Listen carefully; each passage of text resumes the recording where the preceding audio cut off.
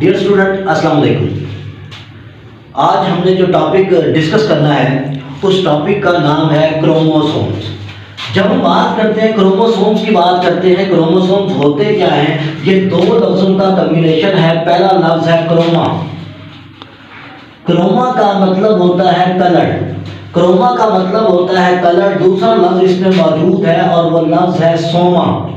सोमा लफ्ज का मतलब होता है बॉडीज, यानी कि कलर बॉडीज। होता ये है कि जब हम सेल को स्टेन करते हैं, खास तौर पर उस वक्त जब सेल डिवाइड हो रहा होता है, तो उस वक्त जो है न्यूक्लियस के अंदर कलर बॉडी जो है वो नजर आती है। वो कलर बॉडी जो न्यूक्लियस के अंदर नजर आती है, हम उन्हें कहते हैं थ्रेड लाइक स्ट्रक्चर को, that is called as chromosomes की बात करते हैं। इसका मतलब है क्रोमोसोम उस वक्त नजर आएंगे जब सेल डिवाइड हो रहा होगा, और डिवाइड होने में फेजेस आती हैं जिसे हम कहते हैं माइटोटिक फेज, जो प्रोफेज, मेटाफेज, एनाफेज और टीलोफेज में मुश्किल होती है। तो ये मेटाफेज के अंदर नजर आते हैं जब क्रोमोसोम जो है वो सेंट्रोमियर के जरिए स्पिंडल फाइबर से अटैच होते हैं, तब जाके ये हमें नजर आते हैं। तो ये मेटाफेज में हमें नजर आते हैं। इन्हें पहली बार जो स्टडी किया गया वो किया गया 1875 के अंदर। 1875 के अंदर इसे पहली बार स्टडी किया गया, और स्ट्रासबर्गर वो शख्स था, स्ट्रासबर्गर वो शख्स था जिसने पहली बार इसको जो है वो स्टडी किया, डिस्कवर किया। फिर इसके जो टर्म थी क्रोमोसोम, वो टर्म जो है वो कॉइन की गई 1888 के अंदर वाल्ड डायर ने। वाल्ड डायर वो शख्स था जिसने टर्म क्रोमोसोम को यूज किया। अब क्रोमोसोम का जो साइज होता है वो वेरी करता है, क्योंकि जो प्लांट के क्रोमोसोम्स होते हैं वो एनिमल क्रोमोसोम्स की निस्बत थोड़े से क्या होते हैं, लार्ज होते हैं। इसलिए जब हम इसके साइज की बात करते हैं तो प्लांट का क्रोमोसोम तकरीबन 0.8 मैक्सिमम या 0.7 माइक्रोन मीटर का लेंथ का हमें मिला है। फिर जब मजीद देखते हैं हम किसके, एनिमल के क्रोमोसोम्स को, तो एनिमल के क्रोमोसोम्स क्योंकि प्लांट के क्रोमोसोम्स थोड़े से छोटे होते हैं, इसलिए उनका साइज 0.5 से लेकर 0.8 माइक्रोन मीटर तक होता है। बाद में बात करते हैं इसकी शेप की, तो शेप जो है इसकी होती है, डिपेंड करती है किस बुनियाद पर, वो हम देखते हैं अभी। होता यह है कि क्रोमोसोम ने जब बनना होता है तो उसके लिए एक प्रोसेस होता है। क्रोमोसोम बने होते हैं प्रोटीन और डीएनए के, प्रोटीन और डीएनए। जब इनकी कंडेंसेशन होती है तो मटेरियल बनता है क्रोमेटिन मटेरियल। अब ये जो क्रोमेटिन मटेरियल है इसकी मजीद कंडेंसेशन होती है तो ये बनता है क्रोमाटिड। जब दो क्रोमेटिड दरमियान में एक लोकलाइज्ड प्रोटीन डिस्क के साथ जुड़ जाते हैं, उस डिस्क को कहते हैं सेंट्रोमियर। जब ये सेंट्रोमियर के साथ जुड़ जाते हैं तो ये क्रोमोसोम बनता है। अब इसी सेंट्रोमियर की पोजीशन के हिसाब से ये क्रोमोसोम्स की मुख्तलिफ किस्म की टाइप्स हैं। अगर ये सेंट्रोमियर जो है बिल्कुल ये मिडल में हो, यानी कि क्या हो, बिल्कुल मिडल में हो, तो हम लोग इसे कहते हैं कि ये क्या है, ये असल में है मेटासेंट्रिक। अगर क्रोमोसोम जो है वो इस तरह मौजूद हो कि वो क्या है, मिडल के करीब है, नियर टू मिडल, मिडल नहीं है लेकिन नियर टू मिडल है, तो हम इसे कहते हैं सब मेटासेंट्रिक। अगर जो है वो क्रोमोसोम बिल्कुल जो है वो क्या हो, वो टिप पे मौजूद हो, टिप पे बिल्कुल टर्मिनल किनारे के ऊपर, जब वो मुकम्मल तौर पे टर्मिनल किनारे के ऊपर मौजूद होता है तो उसे कहा जाता है कि ये क्या है, ये है टीलोसेंट्रिक।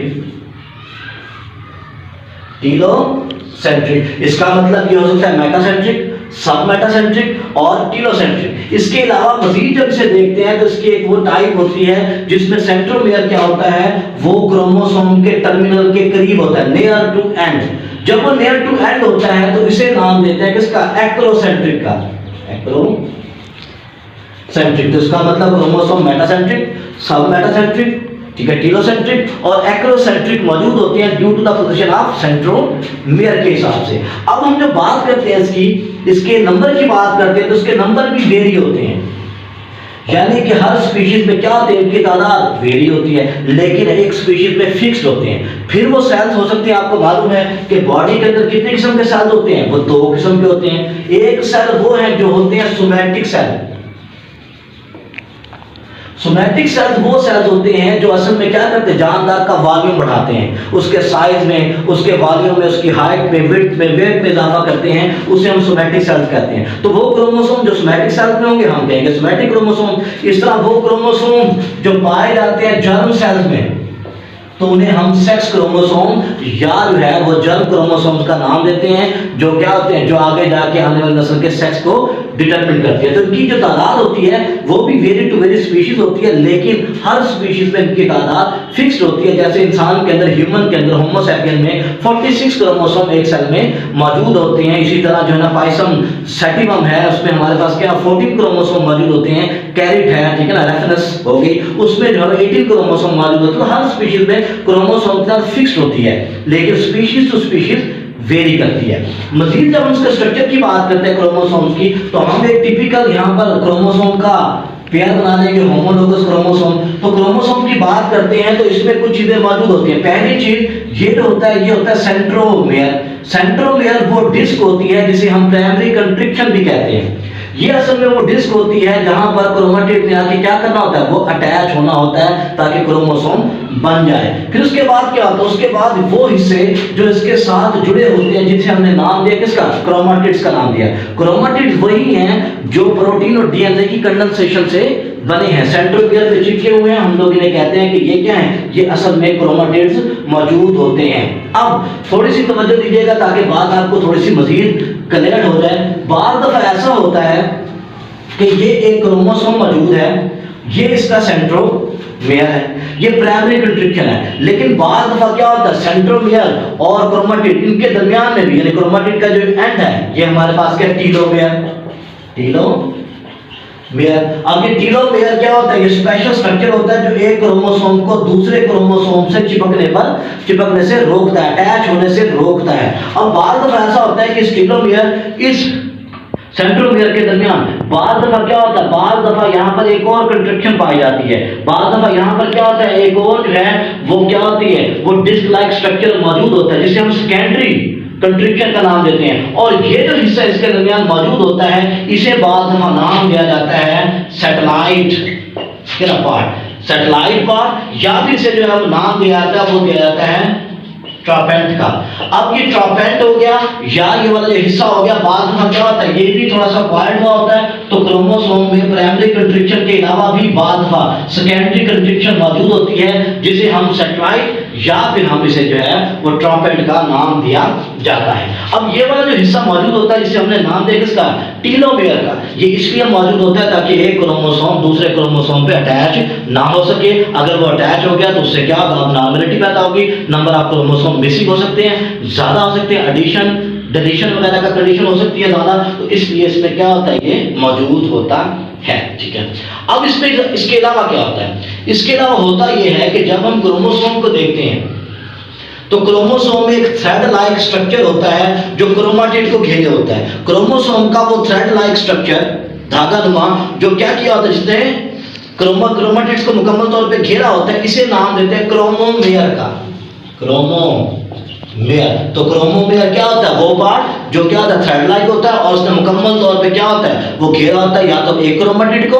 या पूरे के पूरे क्रोमोसोम को घेरा होता है। और इसके गिर्द एक मैट्रिक्स मौजूद होता है। क्या मौजूद होता है इसमें, मैट्रिक्स मौजूद होता है। अब वो जो मैट्रिक्स क्या होते हैं इसमें मौजूद होते हैं, उस मैट्रिक्स को भी हम लोग नाम देते हैं क्या चीज, ये हमारे पास मैट्रिक्स है जिसमें मजीद धागे मौजूद होंगे, जिसमें मजीद जो है ना वो बीड लाइक स्ट्रक्चर पाए जाएंगे। तो हम लोग फिर कहते हैं कि ये जो मैट्रिक्स मौजूद है ये असल में क्या कर रहा है, ये उनको कॉइलिंग के लिए क्या दे रहा है, एक मीडियम मुहैया कर रहा है। तो ये क्रोमोसोम्स के क्या होते हैं, ये मौजूद होते हैं थ्रेड। इन थ्रेड्स को क्या नाम देते हैं, इन थ्रेड्स को नाम देते हैं हम लोग किसका, क्रोमोमेयर का। बाज़ दफा क्रोमोमेयर कहते हैं और बाज़ दफा इसमें क्या होते हैं, छोटे छोटे बीड्स मौजूद होते हैं। ठीक है, अब वो बीड्स मौजूद होते हैं जिसे हम फिर नाम देते हैं किसका, क्रोमोनीमा वगैरह का भी नाम दे देते हैं। तो स्ट्रक्चर के हिसाब से क्या होता है, प्राइमरी कंट्रिक्शन, सेंट्रोमियर, क्रोमेटिड्स, इसके साथ क्या होता है, सैटेलाइट का हिस्सा, एंड इसका महफूज होता है जिसे हम टीलोमेयर कहते हैं। इसमें छोटी छोटी बीड्स मौजूद होती हैं जिसे हम नाम देते हैं किसका,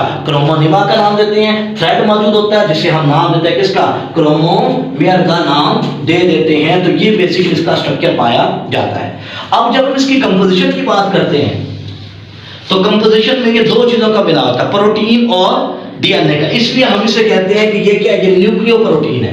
अब डीएनए जो है मोस्टली जो है वो 30 से 40% तक इसमें डीएनए होता है।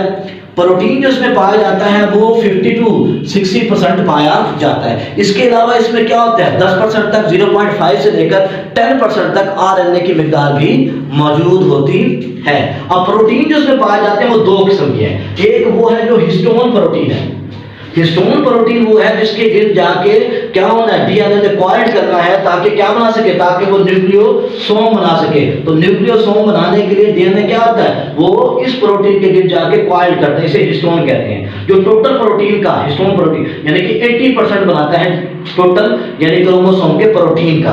अब इस 80% में जो बनाता है हिस्टोन प्रोटीन, ये आगे फिर 5 फ्रैक्शन से बना होता है। इसके आगे 5 किस्म की टाइप्स के छोटे छोटे पार्ट होते हैं, जिसमें 1H1, ये हिस्टोन प्रोटीन फिर आगे 5 टाइप की चीजों से मिलकर बना होता है, जिसे हम नाम देते हैं H1, H2A, H2B, 2H3 या फिर H4 का इसे नाम देते हैं, जो क्या होते हैं 5 फ्रैक्शन पाए जाते हैं। इसके अलावा इसमें जो नॉन हिस्टोन प्रोटीन होते हैं वो असल में क्या होते हैं 20% होते हैं, और वो 20% में क्या होते हैं असल में डीएनए या आरएनए पॉलीमरेज वगैरह पाए जाते हैं। अब 2 टर्म में जो है वो डिस्कस करना बहुत जरूरी है। पहली टर्म होती है कैरियोटाइप। कैरियोटाइप कहते हैं complete set of A chromosome. अब कंप्लीट सेट ऑफ क्रोमोसोम जो जानदार में पाया जाता है उसे हम कैरियोटाइप कहते हैं। इसी तरह दूसरी चीज आती है टर्म, उसे कहते हैं कौन सा, आइडियोग्राम।